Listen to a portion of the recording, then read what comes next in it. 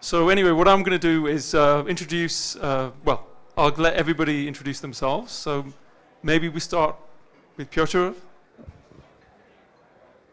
Does it work? Yes. Hi, I'm Piotr Goguś. I'm the Chief Financial Officer for Indie BI and Something Random. And I have some experience with gaining financial rounds for those companies, so I'll be happy to share some of it with you guys. I think that's all. Thanks. I'm Jakub Zagrajek. I'm a partner at Rymarz, Zdort, Maruta, specializing in M&A and capital markets transactions. I will not say that M&A in gaming companies is the only thing I do, because I'm based in Warsaw and not in London, where you can specialize in just one industry, but I've done enough gaming deals to be able to share something hopefully interesting today.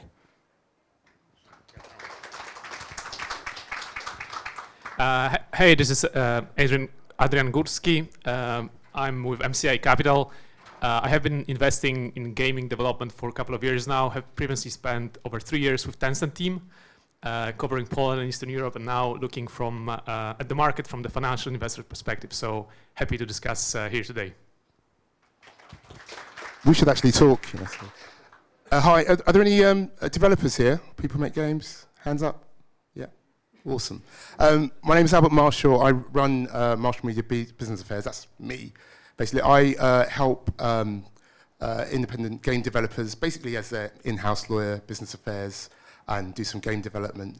I started off helping them negotiate publishing deals, do a lot of content licensing, and basically all the kind of difficult contractual stuff they don't want to do.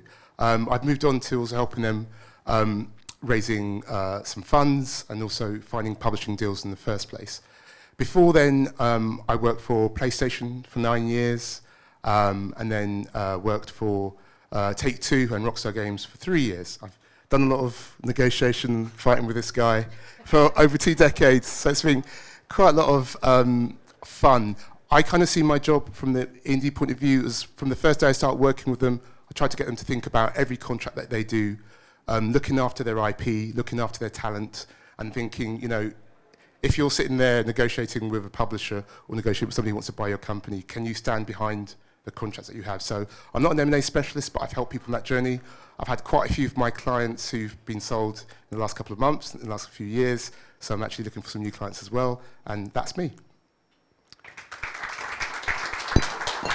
Thanks, guys. You can see that we've got a good mix of very experienced people with some really good, hopefully some really good stories that they can tell us, and some things that they can't.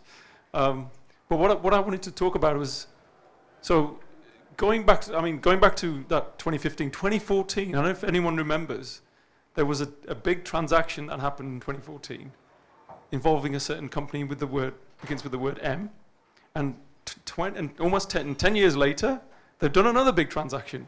But just to show you how within that space of approximately 10 years, the deal size of that deal, it was Minecraft that was bought by Microsoft. Can anyone remember what the number was? 2.5 billion, not bad. 2.5 billion, and we all went, wow, look at the size of that deal. Can anyone tell me what the deal size of the recent Microsoft deal was?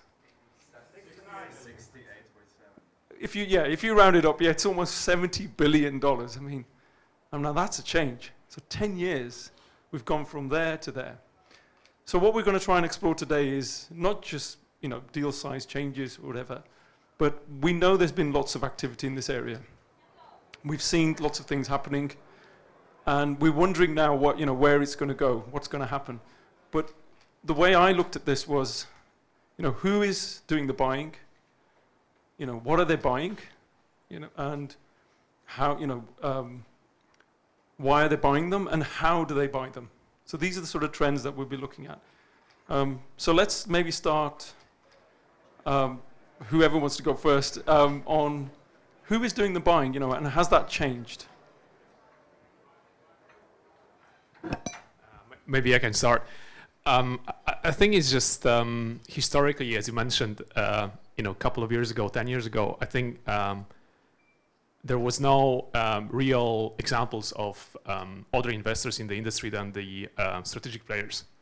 And Microsoft and Sony and obviously other publishers were doing whatever they were doing, but then none of the VCP landscape or even kind of business angel landscape existed to that extent as we see it today. And I think why my kind of personal journey has also exemplified this, that I have used to work for quasi-strategic investor. Now I'm looking at the market from the perspective of the financial investor. And I think that's the sheer volume of and the size of the business and the trends and the kind of examples of those large deals actually brought attention to the industry of all the other players, starting from very early stage business angels looking to make a quick buck as it might be, and as it was the case in Poland for a couple of years. We have seen I think quite a bubble on the market with early stage financing and people getting really excited about the industry. And I think now it's becoming a little bit more mature, that more professional investors are entering the space, and we have seen deals this year with large, private equity groups like CVC or Carlyle making investments in the gaming companies. And I think it's we are at the stage that the gaming and entertainment is no longer viewed as something like a really market where no professional investors play, that is not kids game. And I think it's becoming increasingly big money game, and people have recognized that. And I think it's only for the benefit of the industry. So we have a large diversity of players now, and I think it's especially in Eastern Europe. I hope it's going to bring a little bit of more professionalism and maturity to the industry. Anybody else? Yeah, as Adam mentioned, 10 years ago, probably no private equity fund will invest in a video game studio, because they would always claim that they don't understand this business and it's not sellable to their LPs. They will not understand it either.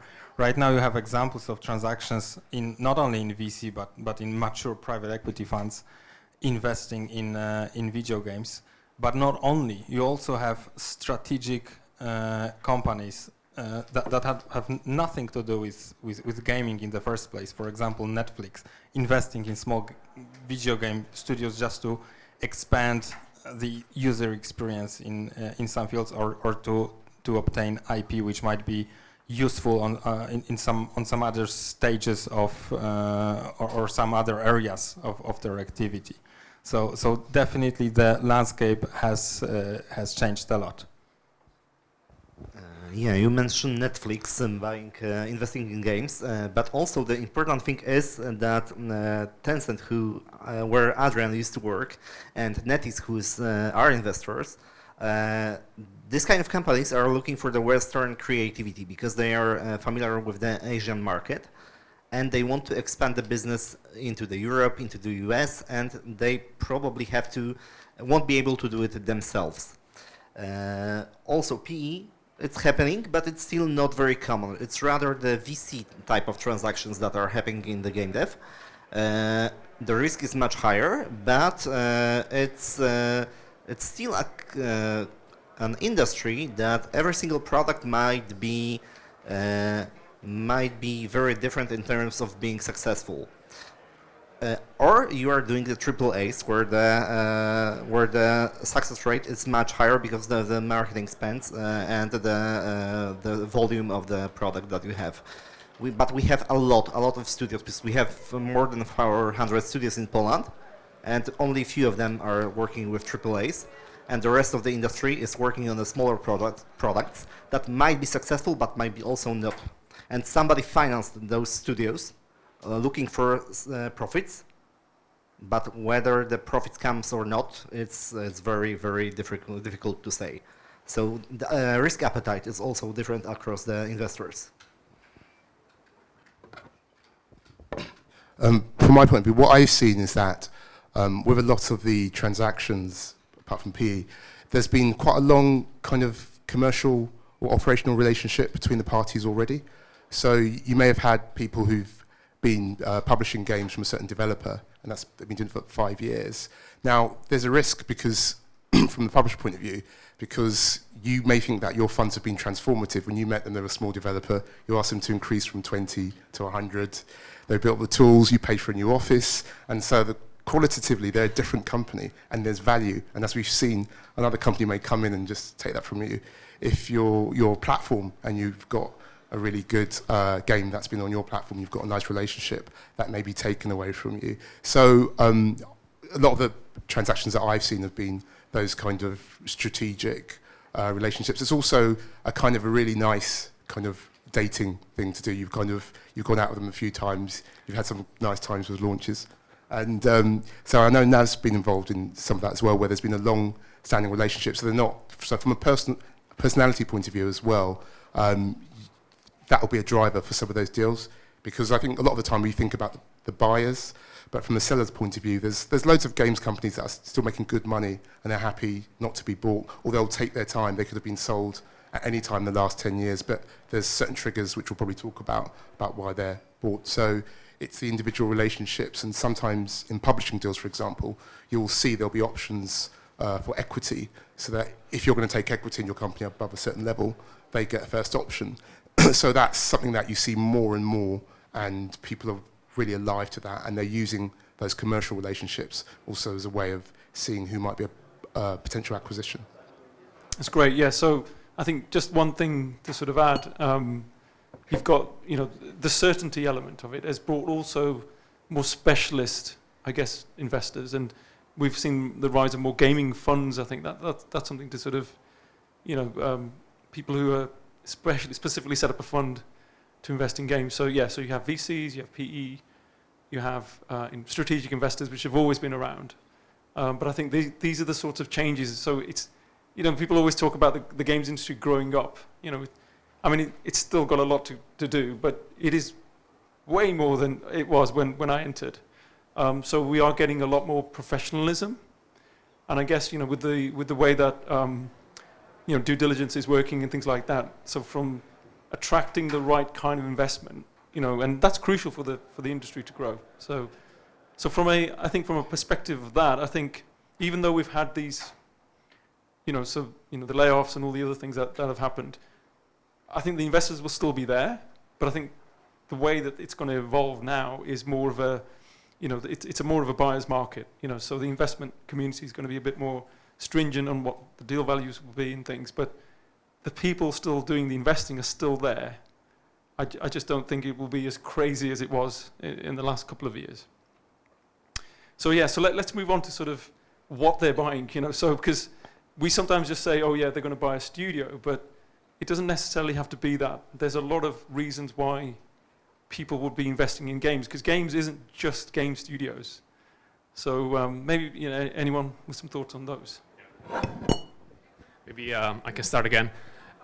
So I think, like looking back at what I did and what I was looking for when I used to work for Tencent, I think, I agree with some of the comments here that predominantly, every kind of investor has their own kind of perspective and rationale why they want to be in the industry. And an example of Tencent, NetEase, and other Asian large investors that originate in the mobile gaming. I think the key core interest for them is actually to look for PC, kind of AAA, AA console experience and the muscle that they don't have, and potentially kind of build the synergies on top of that to use that for their mobile gaming capacities. And I think that has been the predominantly the incentive of all the Asian investors looking towards the West. I think on the West side, obviously, all the publishers and large organizations, they I think predominantly look to expand their IP catalogs. So I think the Microsoft jumbo deals is all about that, right? Just to build the IP catalog that they can feed into the Game Pass. And I think that's another example of different incentives. I think for obviously financial investors, VC, they look for potential disruptive ideas that can change the market, present the new gameplay designs, etc. And I think for more mature private equity type of investors, I think the incentive is actually to find businesses that are already mature, cash flow positive, that you can maybe put some financial engineering on top of that, and build some more sophisticated kind of deal structures. But eventually, I think they are more interested in kind of business model and monetization, not exactly in the IP and what kind of the game exactly that is. Only how it is monetized, how the cash flow profiles of the company look like, and it's probably less of a project financing, but more of a kind of equity, how the team and how the company is going to be built out. So I think many different points of view, and I think it's very interesting because each investor gives something different, and they're looking for something different. So I think it depends on where you are with your studio at the life cycle of your company and the project. You might be looking for a different type of investor. Yeah, and I think, Piotr, you could probably answer this one in terms of, because the investment is not actually in a game studio. Yeah, you're mentioning in DBI, right? Yeah. So that's right. Investing in gaming, it's not only studios. I'm representing the company who is a producer of SAS solution for analyzing game sales and optimizing it. So we deliver you some kind of advisory to increase your sales as a developer by correcting the regional pricing, by correcting the discounting schedules, and we also gain investments from the industry itself, and we closed a seed round working on another one, and we had our investors are the industry investors. It was the easiest way to gain interest from industry because of the kind of solution that we are delivering. It's kind of still VC type of investment, but widely understood by the industry. So our clients became our investors, and we are now developing this business together. Cooper? I think a key difference between an M&A transaction in the games sector and a typical M&A transaction in IT sector is that in the latter, the investor is primarily interested in buying the team. The team is like the main source of value, because it's important for the team to be retained, for the team not to leave, etc. In video games, I mean, I'm really sorry to tell you, and I'm open to different points of view. Sometimes it's not the team, sometimes it's the idea. So it's the IP that should be there, but unfortunately it turns out sometimes is not. It's like buying a company just because you believe it owns a nice building in the center of the town, and then learning that the company actually does not have the proper legal title to this building, and you have bought something that, I mean, yeah, there is something there, but it's not what you've been looking for. So yeah, all the I mean, it's even worse than the building not existing, yeah, because somebody else can buy the building, effectively. So IP and the proper legal title to IP is, I would say, one of the largest problems. Not in all jurisdictions, possibly, but especially in Poland, unfortunately. I'm sure Albert's got a different point of view here. No, I mean, it is interesting. I mean, team is always important. Those are the people that are driving your company. And somebody wrote something really interesting about how not only do you have to have people that can deliver a game, they've got to be able to manage the company. But the thing that I've seen about explosive growth, sometimes some of the biggest growth companies have actually pivoted and solved a problem. So Unity, they were trying to make a game. And then they created tools which were solving their problems, and that's where the massive scale happens. You know, you can look at YouTube. That technology was games technology. They were saving kind of like gameplay. They were doing videos of gameplay. So and actually, if you look at games development, and technology generally, a lot of general tech has come from the games industry, where you've got a games team who are solving problems. And so I think there is an opportunity looking at tech. I'm working with someone at the moment where, against the whole negative tide, they had a real kind of bidding war in terms of even just at a kind of mid-level private equity stage. And part of it is because they've got some really exciting tech as well. They've done some other amazing things in demonstrating their vision and actually doing that. But I think, the great thing about games companies is that they're very resilient. You're seeing that resilience at the moment, and they're very good at developing tech to come over problems. That's why you're getting the hunger for AI, for example, which we've talked about earlier today. So, yeah, you've got to be careful about what you're buying, but I think it's a mixture of tech and people, as well as just saying there's a great game that's making money today. Let's look at that. Yeah, maybe quick comment about the Steam and IP structure. I think it changed over the time. So when a few years ago, when there was an employee market, having a team was much more important than having an IP. Now, when it's much easier to gain employees because of the redundancies, layoffs, etc., IP became more important, in my opinion.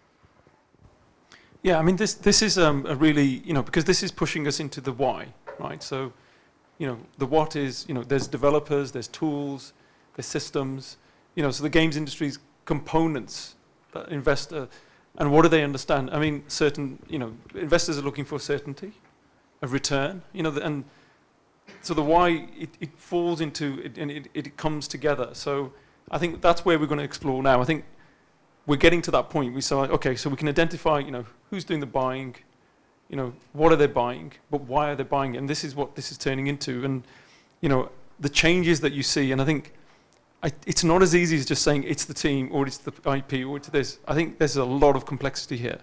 I think more so than ever, especially from the previous. I mean, I remember back in the late 90s, we had consolidation going on then. Infograms were doing a lot of acquisitions. Atari was doing acquisitions. So this is cyclical. It comes along, and why are they doing it? Are they looking at a certain IP? And IP always runs through. In the end of the day, IP is what makes these games stand out, but the teams as well. So. I mean, I can't say who the teams are, but I've been working with some teams recently who've been set up, and because of the founders and the investment that's come into them, it's the reason those founders, are around, that they've generated enough goodwill with employees to follow them, and create new teams, and on the basis of brand new IPs, completely brand new IPs. And people have put investment money in there. So it's a combination sometimes of, like you said, the idea, I think, didn't you say, that this team, but someone's got to actually, have that vision, and someone's got to deliver. So I think investing in people, IP, it's a more complex arrangement. But I think sometimes you also think about, the why, as in, someone wants to make a quick buck. When you look at the sort of, like you mentioned, sort of, I didn't want to say Carlyle, but, I can say, but companies like that, you'll see certain companies being sold many times. Again, I won't name who, because they have almost like a cash cow. They've got an IP which is worth a lot, and it's still moving along, even after 10, 15 years. So there's a reason why someone would invest in that, because there's a certainty of a return. But I think let's explore this a bit more. So in terms of the why, and I think Albert sort of touched on it in terms of what the deals he's seen. Maybe you want to talk some more on that. So things have changed a lot, and I really can't name names, but I do remember talking to somebody who used to run PlayStation. Oops, shit. And they said, "Oh yeah, we bought that company on the back of a fag packet," saying it was, and a lot of it was really ego-driven back in the day. Whereas if you had a strong personality and there was a target developer who had a strong personality, and they had a hit game, and it was driving sales for your console, for example. So there was a whole kind of thing of, we used to call it like console movers. So you had a third party, they had a game that had become incredibly successful in your console. You could tie them in with a certain, is this competition bit? Yeah, you could have certain marketing agreements whereby you had access to some exclusivities for a certain period of time. So that game was associated with that console. And if you look at histories of consoles, certain games were associated with certain consoles, even though they weren't first-party titles. So that was a specific thing where you said, actually, you know, that's a console mover. There's an argument as a console manufacturer to buy that company or find ways of targeting them. And there's been, there's been lots of kind of stories about Bethesda and similar situations where one console manufacturer can move into another console manufacturer's territory by buying a third party who's been loyal to that one. So there's that point of view. All the other M&A that I see on the M&A side, it's kind of very specific. I was talking about the previous relationships. So you're trying to achieve something. So for example, if you've got a very successful battle royale kind of shooter, you might be very interested in somebody who's got a survivalist shooter that seems to be really great, where they've built up enough proof. They may have a good playtesting community that love that game. So some of these indie hits that you've seen, it's about developers who are really in touch with that gaming community. And as soon as it hits the ground, boom. But for them, it wasn't a surprise. So you've seen like kind of medieval, kind of like planning games. You've seen card games. You've seen like Power World, where they've combined two elements. But there was a lot of focus. The developers had very much of a focus. So I think there's a specificity. So there's a lot of doom and gloom, but I think there's enough money out there that if people know the area of gaming that they know about, they will invest in it. So it's very specific. It's very it's stuff that people do know about. On the kind of the private equity side, I still think there's an opportunity there, because if you look at Fortnite and Epic Gaming, and if you look at kind of media companies and the whole correlation between media and gaming worlds, maybe Web3, maybe we can start talking about that again. I think a lot of brands are looking at that, and I do a lot of work outside games as well, and there's a lot more kind of talking about that, and there are a lot of deals where people are investing in that area. So I think we'll see, not kind of Disney Epic size, but there will be one or two more movements there. So from the large side, that's what you're seeing. One other area is that at the very smaller side, with like angel investors, there's a lot of movement there. Again, you've got people who know their area. So if they work in shooters, they'll look at that. If they work in social mobile, they'll look at that. And there's lots of undocumented investment happening at that level. It's also being combined with crowdfunding. It's being combined with some government intervention. So I do think it's important for states to have really nice kind of tax and other incentives for people to invest in those areas, and that it does make a difference. I don't think the mobile gaming company that I was involved in, we would have got funding without the incentives they had in the UK, for example. So that does help, and there's opportunities there. Yeah, I mean that's an interesting point on the why. Do you go to a certain territory because of tax incentives, and the studios that are there? And it may be, for example, in outsourcing, we've seen this, haven't we? So, because we haven't really talked about that, like you've seen Keywords expand, Virtuous expand. I mean, all of these outsourcing companies, Sumo, they're acquiring studios in different territories. So, again, going to the perspective of the games industry isn't all exactly the same. There are lots of different variations of it.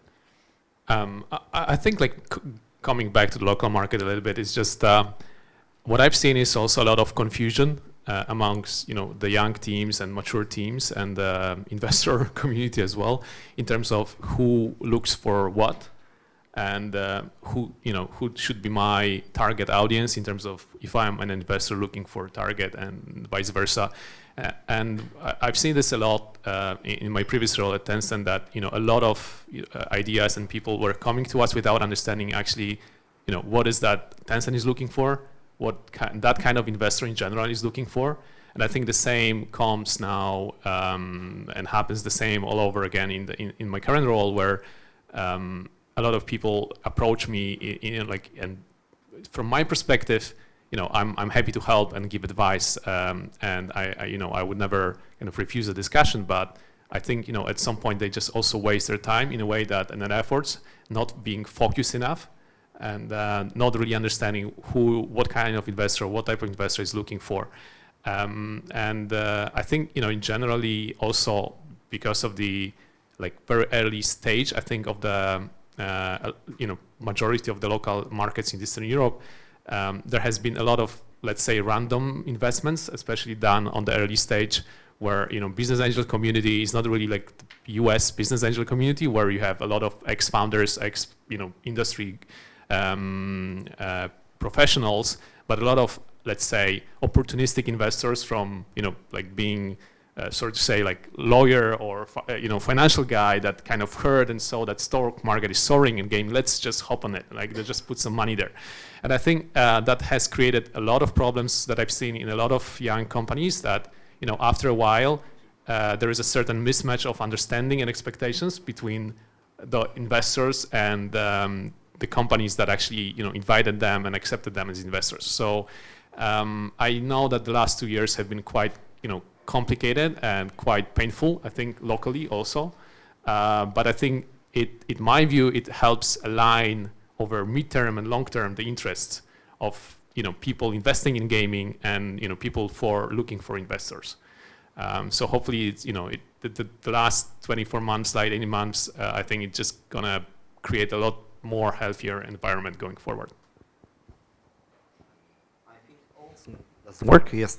I think also in terms of who is investing in you, if you have a strategic investor, you don't have to be worried so much about its exit, because exit is not strictly on the schedule. But if you work with the VC want to exit from the investment, and you have to agree.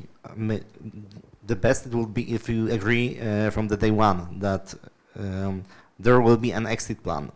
And you have to deliver some KPIs,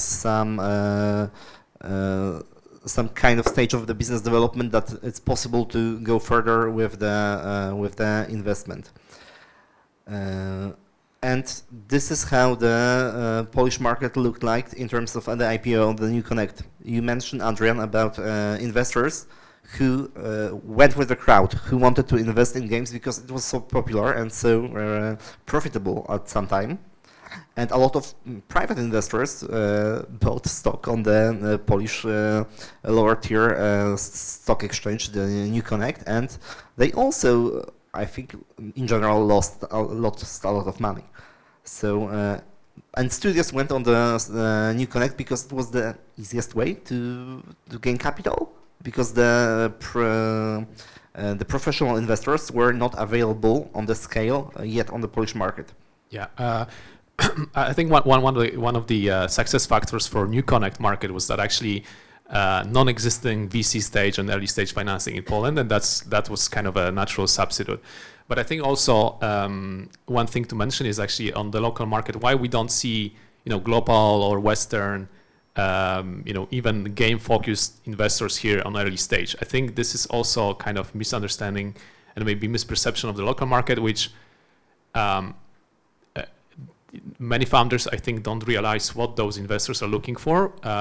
So I think early stage VC or like later stage PE investors are looking for mostly different business models, different monetization models that the current market in locally especially is focusing on. So historically, because of CDPR, Techland, and all great companies coming out of Poland, majority of the market is focused on single player narrative type of experience, which is not really a monetization model that VC or PE investors can support.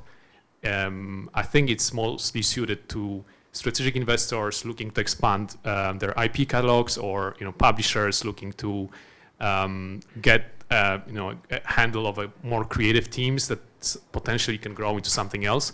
But I think that's one of the reasons why also early stage kind of business angel environment got burnt in a little bit, because they didn't really understand the gaming. They thought, well, as you said, they went with the crowd, they went with the stock market kind of frenzy. but eventually they didn't understand the monetization models, the KPIs, what should be the route for their exit, for the founder's exit, and I think that created a lot of problems. And I think even at this stage we are I think cooking a little bit in our own sauce in Eastern Europe, where because of the historical how the market developed here historically and what is our focus, what are our strengths, which are basically creating IPs, creating great experiences, but mostly single player. We don't yet see this level of financial investors or VC investors who are more professionalized, professional from Western Europe or US coming to the industry yet here.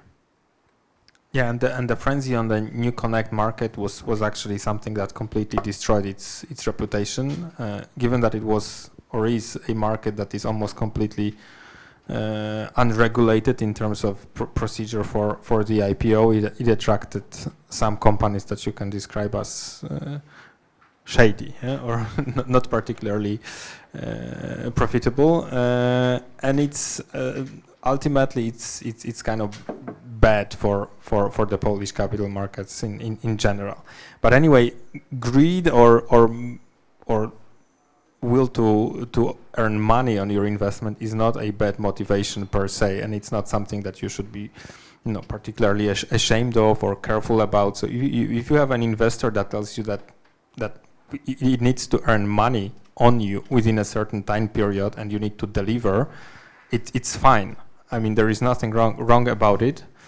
The worst type of motivation, because I mean, coming back to your question as to why people invest in video game companies or software companies, the worst kind of motivation I've seen was actually to lock out competition and to prevent the company from being able to service other players. And I actually did see transactions of this type. I thought things like this only happen in TV series or Succession or something, but it does happen in real life, and you need to be wary for investors whose only purpose will be to stabilize and slowen your growth, because they will be afraid that your product will be delivered to your competition and strengthen it. So I think it's the worst type of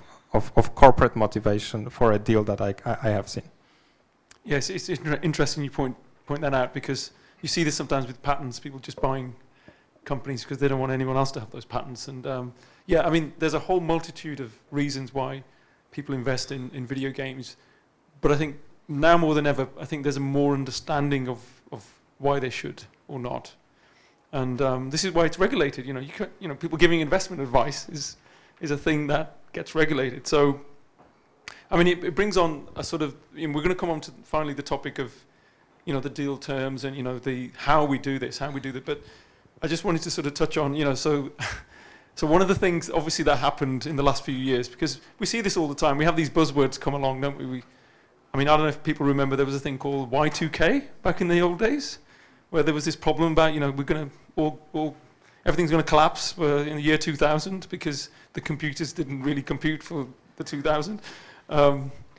We had words like NFT and Web3. I mean, so there's always the problem that always happens is that people jump on these bandwagons, VR, AR, and so sometimes the problem is when the investment sort of dance is being danced, if they don't have those buzzwords, they don't get the investment. The problem is that it attracts the wrong people then, or you're making the wrong motivation for the studio. So, for example, studios were getting rejected because they didn't have, a live ops element. But they were great at making single-player games. They don't know anything about live ops. And, I mean, I don't really want to name certain games that have come out recently on the live ops side, but you shouldn't really get people who make single-player games making live ops games. And you shouldn't get people who make console games to make mobile games. I mean, and I've actually been involved in so many of these situations. And studios, one of the studios I was actually helping to run.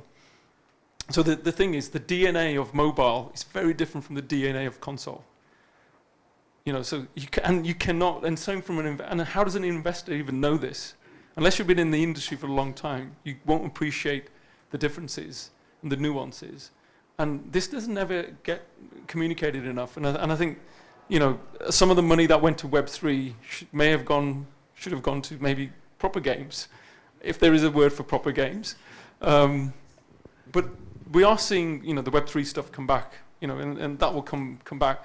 But I mean, even when I used to talk to people and say, do you realize that could be gambling? They're like, and it never even occurred to them that because you can cash out on a, you know, so, but these are really complex things because everyone's just jumping on the bandwagon of Web3, thinking that's the next big thing. But those people are usually the ones who want to make a quick buck, as opposed to someone who's been developing games for like 20 years or something. So it's a very complex, again, as to what the motivation for investment is. But I think, you know, transparency is probably the key thing with it. So anyway, we'll come on to sort of the final area, which obviously is the, you know, it depends on which side, but, you know, the terms, you know, the deal terms, how have they changed over the years? You know, how, you know, are they more complex?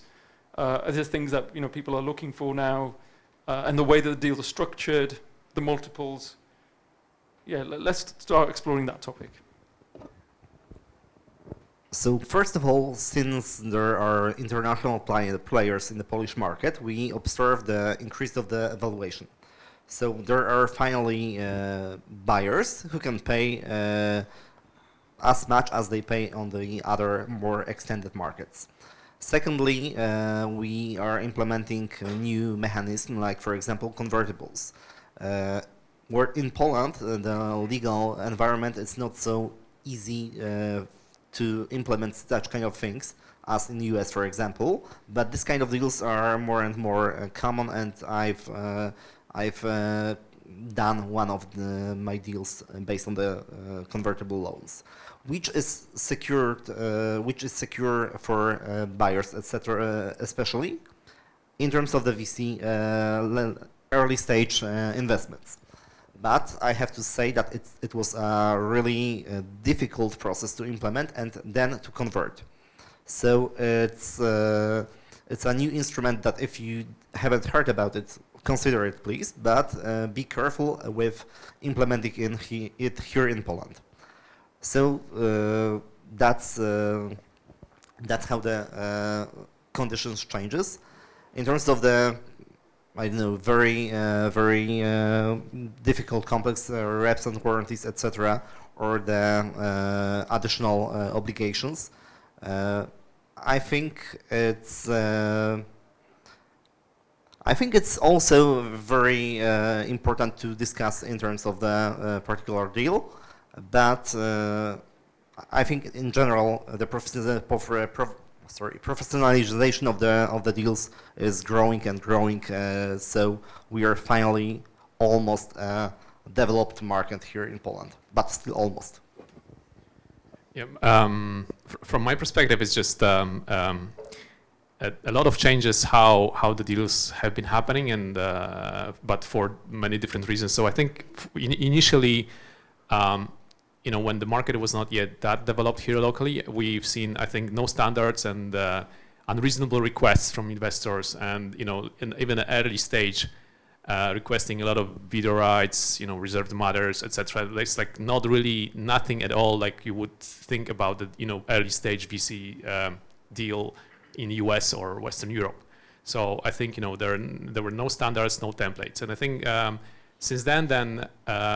You know, when the industry was booming, we had, you know, I think a lot of, you know, investors coming to Poland, competing for deals for the best studios, and I think that helped a little bit to build up the standards. And that was obviously, you know, at some point maybe more of a seller market, where you might have secured a couple of offers and then, you know, negotiate the best ones. But I think again we are at this point where, you know, the terms for, I think, founders and studios are, you know, going back a little bit more to the rigid structure because of the buyer's market, right? But eventually, I think, you know, that I've seen, you know, through examples of many broken deals that I, as a later stage investor, either, you know, previous job at Tencent or now at private equity, when we come to the studio and we see, you know, after 2 rounds, founders lost control, or almost 50% of this, the cap table is not in their hands. And basically, this is not investable company anymore by anyone. And I think now, after a couple of years of this early stage extravaganza, we are coming to the stage where studios are more aware of those issues and how to structure the deals from the beginning. And I think many studios here in Poland, either publicly listed or privately owned, are basically non-investable because of the cap table, because of the broken structures. And I think there's a long way for everyone here to kind of first, discover how to kind of untangle those issues, but at the same time avoid those problems going forward. Yeah, I mean that's a really interesting topic. I mean the sort of there was a frenzy in terms of I was involved in so many M&As at one point. We ran out of accountants to support us because there were just so many going on. I think 2020 was the pinnacle, and when you look at the amount of things that were going on, from a structures point of view, you would have a cash advance. And then some kind of earn-out system. These are the sort of deal terms that they'd have. And the warranties specifically, attaching to certain things. But then there's trigger points as well. And I think where the changes may occur is, targets in that performance element of it. But the problem there is that when you have these earn-outs and they're not earning out, all the goodwill goes. And so there's a lot of thinking, I think, to be done as to what these deals will look like going forward. And the thing is, again, all the different types of parts of the industry are different. So there's more certainty maybe in a sort of subscription-based or live ops-based thing, but there may not necessarily be because of the way that the market shifted. Esports, I don't know if anybody had done any of those deals, but I'm involved in that as well. And that was also, trying to sell an esports company in the middle of a pandemic. We pulled it off. So, there's things like this. But the deal terms for that were very different because we had to make a lot of concessions. So I think it would always depends. But I think what we're seeing through now, I think, is a more focused, sensible, I guess, one on valuation, but also on the types of sort of tie-in and the way that you're going to bring these. If you are going to incentivize. Founders to stick around, then that will also change as well. Anybody else? So, I would say that there is some degree of professionalization, which you mentioned, which is certainly going on. I mean, and it's good and bad at the same time. It's good because it's making things more predictable. Sometimes you're able to use instruments which used to not be used to be completely unavailable for gaming M&A. For example, warranty and indemnity insurance. By the way, there was a panel by someone 2 hours ago who managed to talk for 1 hour about insurance, and almost nobody left. So congrats to this person. And thanks, Phil. That's you. Good job. Yeah, and one of the things you mentioned was warranty and indemnity. Typically, warranty insurance, which is an element in transaction structure, which effectively allows a seller to walk away from the deal to complete the deal with almost no legacy liability. It used to be a product which was reserved for only the largest transactions. It's now entering also the mid-market and also the gaming industry. So it's something that, I would say 5 years ago, I would never imagine it being implemented in gaming M&A. Right now, it kind of gains momentum, and there are insurers, for example, who even specialize in providing this type of insurance for let's say new technology sector. It's the professionalization is also bad in such respect that it makes the lawyer's life more boring. It used to be like this, that every transaction was completely different. The set of documents was completely different. I'm not saying we're at the stage like infrastructure deals in London where every contract is probably the same. No, everybody knows it by heart and knows that clause 19 is notices. but it's definitely getting more and more standardized. The second trend that I would notice, unfortunately, is some degree of conservatism. You mentioned, for example, the newly implemented instrument, which, by the way, I confirm I've seen many times in gaming companies, which is the convertible loan, which simply doesn't work automatically and doesn't work well in a Polish limited liability company. There is a new instrument under Polish law, which is called a simple joint stock company, which is like a PSA, which probably, I mean, everybody here who is a Polish lawyer has heard of, but nobody has implemented it, even though that it's a structure in which you can make a convertible note, which will work automatically, just like in a proper, like, big joint stock company which is listed on the stock exchange.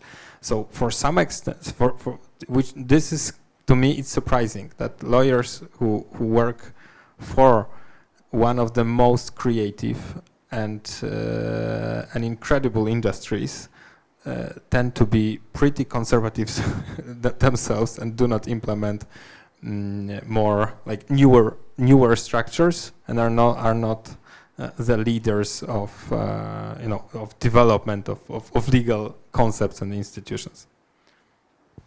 Maybe it was not your fault, because I remember we were establishing entities when the PSA was already available, and we as a company, we were scared about this particular legal form because it hasn't been implemented in practice yet.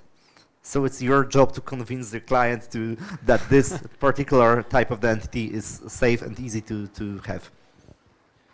I mean, I actually had a challenging situation because exactly with this particular company, because we are actively trying to, I mean, not sell this type of company, but I mean to convince the clients to use this type of company, because it's much more flexible, and to some investment it's just, I mean, it's ideal, but the key argument is still, well, I've never seen it, it's never been used, I have no experience with it, my lawyers do not have experience with it. No way. Yeah, I mean, what can I do with it? I mean, there always has to be someone who will be the first, and we've seen, I think, 2 years already of this company being theoretically present on the market, but I mean, nobody seems to have seen it. I've seen it, by the way. Just two quick things for me. One is the professionalism or sophistication, and the second one is team. So professionalism and sophistication, you have, they're talking about convertible loans and warranties and stuff. There are similar devices which I've seen more and more in the UK, and I remember trying to raise money 10 years ago when we were trying to do this and nobody wanted to do it in the UK. But now you have like advanced subscription agreements and instant funding agreements which are very similar. And what that means really practically for a new a startup trying to raise money quickly, not just between, and also between rounds, you can actually have access to funds pretty quickly. And it can be really helpful because you're sitting there, you're trying to raise money, you're trying to hit your last KPIs. There's a lot of a stressful time there, but now you can actually, sometimes a company I've been involved with, you know, not a huge company, be able to raise really nice, quick 200K whilst we're between major rounds, and that's really something that really helps. And so these devices are becoming more common, and the climate changes, so they're available, and they're really good tools for target companies that, you know, who are raising money, startups. The second part of the professionalism and sophistication is that you're getting like professional advisors. I'm not going to name them because they've got enough advertising already and they're making a lot of money. But they're helping to, as well as people saying, well, prices have been driven down, values. Actually, because of these advisors who know the market, there's one in the UK who's involved in every deal. I just see them walking into the room every single time. And they've got the knowledge, and you know, sometimes I'd look at the percentage they take, and I think, oh, that's pretty toppy.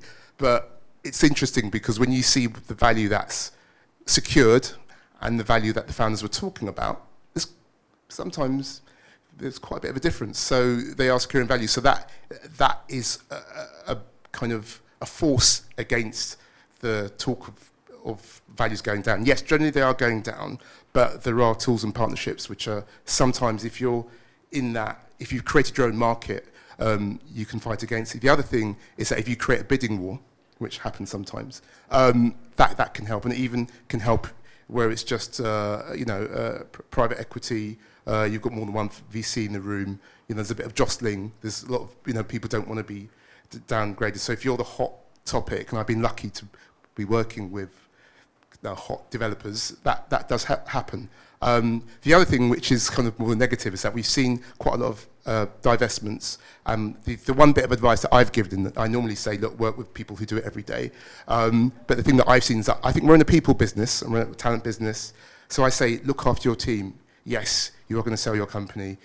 There's an earn out, but look after your team. You've got to look at these people in the face. If you do get bought by a public limited company, with that money and with that firepower comes the fact that something might happen on the other side of the world, and it affects your company's share price, and your studio might get, something might happen.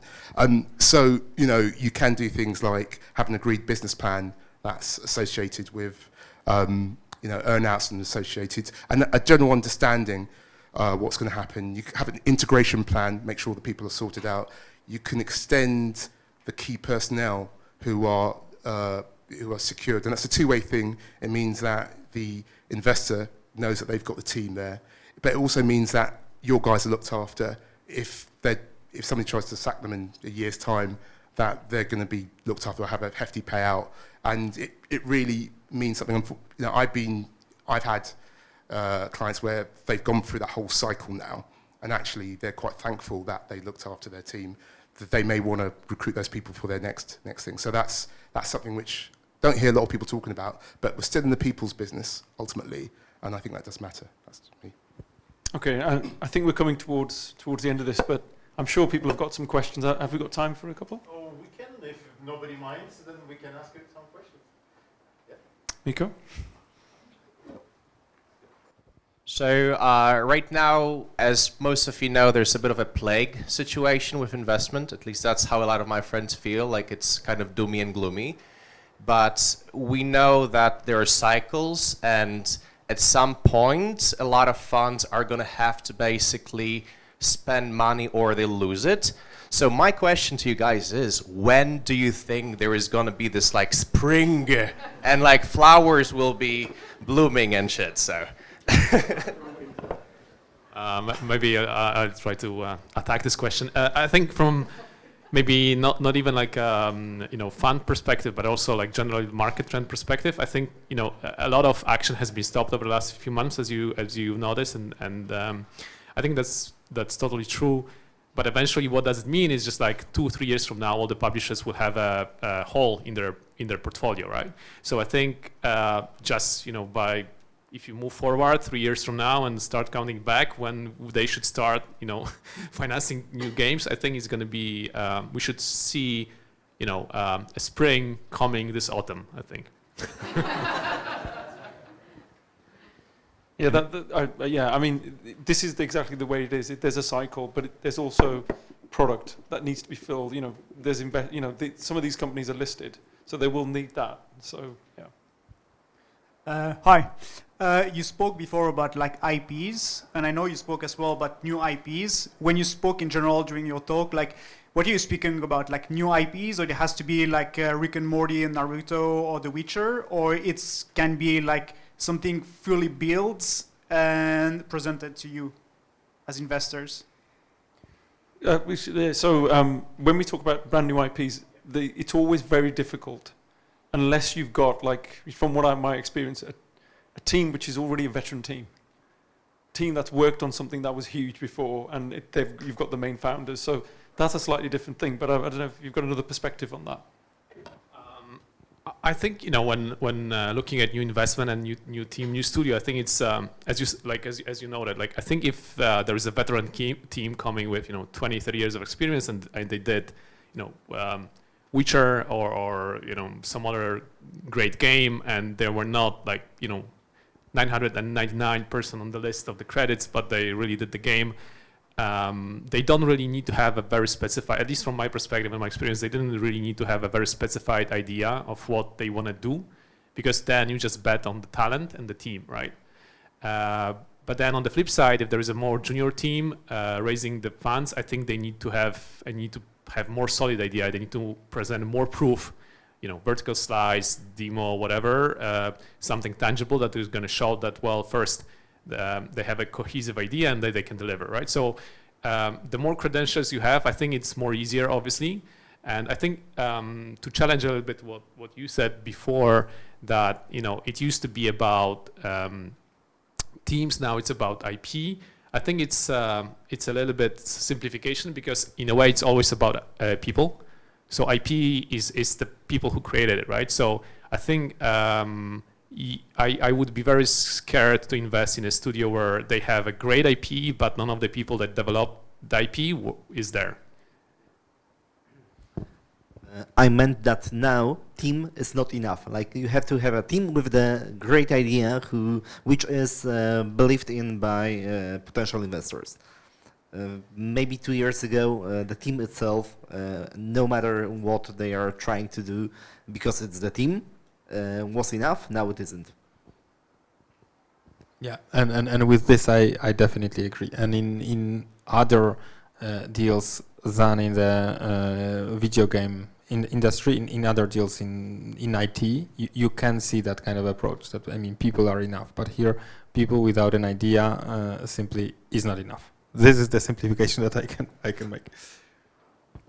And I think, from my point of view, that's driving more people to seek equity funding as well, because it's not because before you could maybe do a demo for £30,000 or $50,000.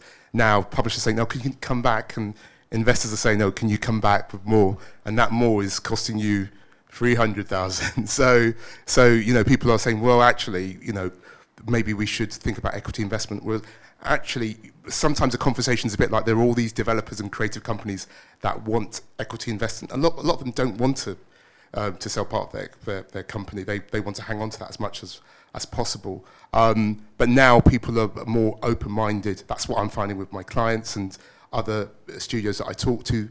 People are more literate about the whole kind of investment world and wanting to know more about it and how they can leverage that to get where they need to be. One last comment, I think, from my side is just, from I think the largest investors in the industry, it's what they're looking for in terms of IPs. I think something different. What many founders have an idea as an IP, meaning that if you look at the revenue distribution across the globe in the gaming industry, I think is year over year the largest IPs are gathering more and more of the pie. So I think it means literally that creating a new IP is completely difficult, and it is becoming more and more difficult. Even the successful games, indie games that shoot off in one season, it's not really an IP, because they never follow up with a sequel, they never extend to other media.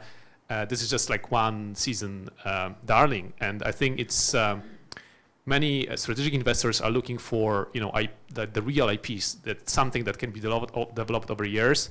There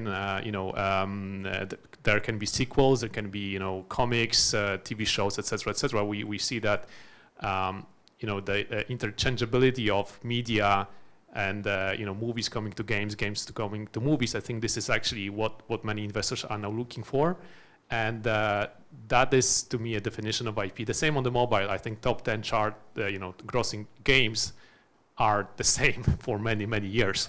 So coming up with a new IP is really difficult as hell. And I think maybe it only happens 2-3 times per year, or per cycle even. Well, let's thank our speakers for this expertise.